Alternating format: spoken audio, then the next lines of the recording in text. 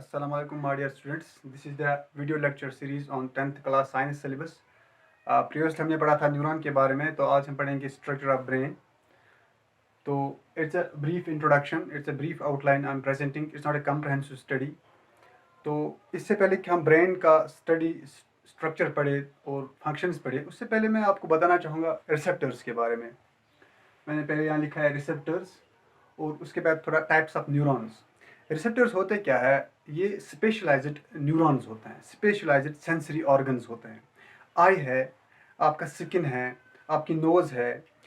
इनमें क्या होता है? इनमें स्पेशल टाइप्स ऑफ न्यूरॉन्स होते हैं जो डिटेक्ट करते हैं स्टिमुलस को. दो स्पेशलाइज्ड न्यूरॉन्स जो डिटेक्ट करते हैं स्टिमुलस को, उनको हम कहते हैं फिर रिसेप्टर्स. हमारे जिस्म में बहुत सारे रिसेप्टर्स हैं. मैंने यहाँ जिक्र किया है फोटो रिसेप्टर. एक होता है फोटो रिसेप्टर. फोटो रिसेप्टर वो रिसेप्टर जो लाइट स्टिमुलस को परसीव करता है और उसको थोड़ा प्रोसेस करता है. इसी के बाद है फोनो रिसेप्टर जो साउंड को परसीव करेगा. ऑल्फैक्टरी रिसेप्टर जो स्मेल को, जो नोज में होता है, जो स्मेल को रिसीव करेगा. इस तरह गॉस्टेटो रिसेप्टर्स जो हमारे टेस्ट को रिसीव करते हैं. और इस तरह टैंगो रिसेप्टर्स जो टच को रिसीव करते हैं. और थर्मो रिसेप्टर्स जो टेम्परेचर हीट सेंसेशंस को रिसीव करते हैं. ये है थोड़ा बहुत रिसेप्टर जो डिफरेंट ऑर्गन्स में प्रेजेंट होते हैं. इसके बाद है थोड़ा न्यूरॉन्स, क्योंकि जो जनरली न्यूरॉन है उसका स्ट्रक्चर तो हमने बोला, लेकिन on the base of functions, इनमें फंक्शन क्या है एंड देयर लोकेशन कहाँ होती है, तो न्यूरॉन्स के कुछ टाइप्स हमने रखे हैं. एक है सेंसरी न्यूरॉन्स. ये तो पता ही है, ये सेंसरी ऑर्गन में प्रेजेंट होता है. ये रिसीव करता है स्टिमुलस को, ये फिर ले जाता है. ये जो स्टिमुलस होते हैं ये उसे ले जाता है सेंट्रल नर्वस सिस्टम की तरफ. तो बीच में है दूसरा न्यूरॉन एसोसिएशन न्यूरॉन्स. ये एसोसिएशन न्यूरॉन्स किनको कहते हैं? ये वो न्यूरॉन्स होते हैं जो प्रेजेंट होते हैं आपके सेंट्रल नर्वस सिस्टम में. सेंट्रल नर्वस सिस्टम आपको पता है, इसमें ब्रेन और स्पाइनल कॉर्ड होता है. ये क्या करते हैं? ये एक लिंक पैदा करते हैं मोटर न्यूरॉन्स के बीच में और सेंसरी न्यूरॉन्स के बीच में. ये इंफॉर्मेशन को पहुंचाते हैं सेंसरी न्यूरॉन से मोटर न्यूरॉन्स तक. और जो मोटर न्यूरॉन फिर वापस भेजता है वहाँ की इंफॉर्मेशन, वो भी एसोसिएशन न्यूरॉन्स या रेलेइंग न्यूरॉन्स के जरिए सेंसरी न्यूरॉन्स तक जाती है. मोटर न्यूरॉन्स क्या होते हैं? ये भी प्रेजेंट होते हैं आपके सेंट्रल नर्वस सिस्टम में. और ये क्या करते हैं?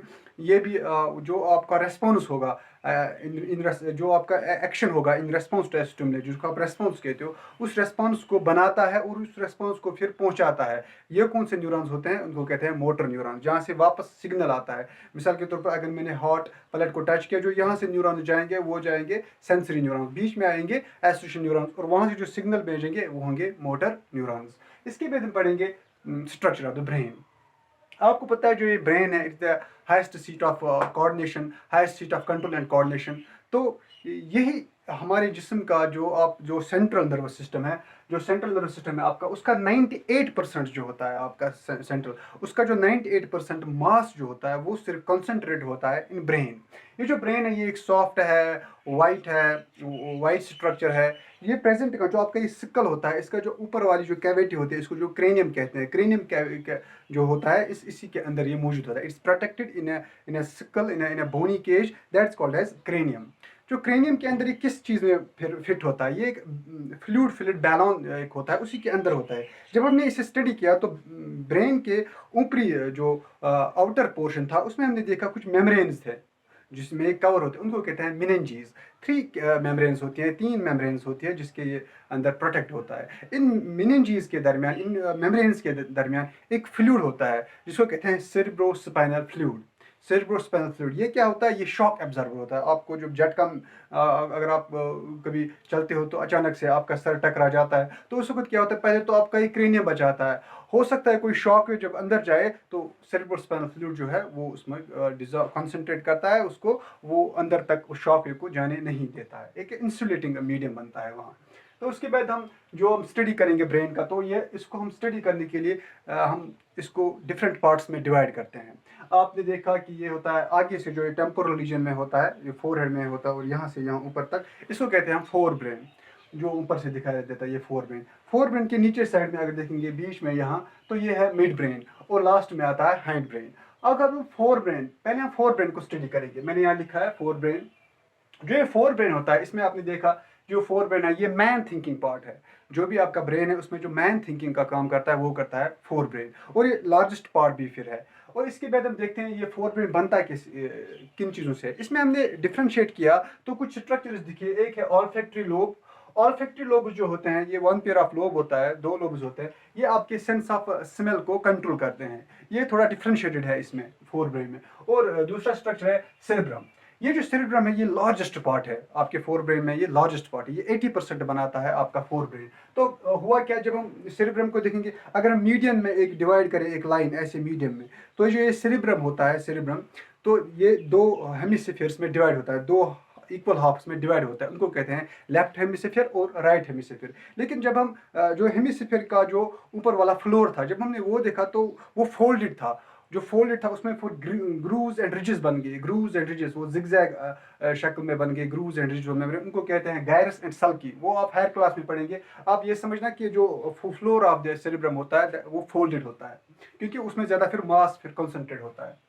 तो अगर हम सेरेब्रम के जो एरियाज, इसमें जो फंक्शन होती है और जो एरियाज है, डिफरेंट एरियाज, उनमें से 3 एरियाज जो वाजिया मैंने आपको बताए हैं पहले भी, तो आज मैं बताऊंगा वो 3 एरियाज क्या होते हैं। एक एरिया होता है, आपने देखा कि एक होता है सेंसरी एरिया, दूसरा होता है एसोसिएशन एरिया, तीसरा होता है मोटर एरिया। सेंसरी एरिया का काम क्या है, जो भी इम्पल्स हो, रिसीव हो, तो सेंसरी एरिया से जाएगी। इसी तरह है एसोसिएशन एरिया, वो क्या करेगा, वो इसको थोड़ा इस सेंसरी स्टिमुले को थोड़ा बहुत इंटरप्रेट करके फिर मोटर एरियाज को देगी, और मोटर एरियाज वहाँ से उसका जो रेस्पॉन्स होगा वो देगा। तो ये 3 एरियाज वाजिया है इसमें फोर ब्रेन में, जो इसका है, इसका जो पार्ट है सेरेब्रम। तो इसके बाद हमने देखा ये सेरेब्रम करता क्या है। इसमें बहुत सारे पार्ट्स भी है सेरेब्रम में। आपने देखा कि फ्रंटल लोब है। फ्रंटल लोब वो लोब है जो आपके स्पीच को कंट्रोल करता है, जो आपके फेशियल एक्टिविटीज़ को, मसल्स को कंट्रोल करता है, ये होता है फ्रंटल लोब। ये एक वो एरिया है जिसमें आपका हाई लेवल थिंकिंग होती है, इमेजिनेशन जो है, क्रिएटिव थिंकिंग जो है, किसी हद तक वो फ्रंटल लोब कंट्रोल करता है। इसी के बाद है आपका है टेम्पोरल लोब होता है आपका, जो हियरिंग में मदद देता है, आपका टेम्पोरल लोब होता है। फिर ऑक्यूपेटल लोब होता है जो आपकी साइट को कंट्रोल करता है। फिर होता है पैराइटल लोब होता है जो आपके स्मेल, टच और टेम्परेचर सेंसेशंस को कंट्रोल करता है। वो तो फिर इन डेप्थ स्टडी होगी इसकी, तो ये मैं आउटलाइन प्रेजेंट कर रहा हूँ। तो ये आपने पढ़ा कि फोर ब्रेन जो है वो ऑल्फैक्टरी लोब्स का बना है, और एक मेन पार्ट है जिसको कहते हैं हम सेरिब्रम। तो फिर दूसरा इसमें एक हिस्सा है, उसको कहते हैं हम डायएन्सेफेलॉन। डायएन्सेफेलॉन क्या होता है, ये डायएन्सेफेलॉन वो पार्ट है जिसमें हम देखते हैं एक थैलेमस होता है, ये भी फोर ब्रेन का ही पार्ट होता है। इसमें होता है थैलेमस और हाइपोथैलेमस।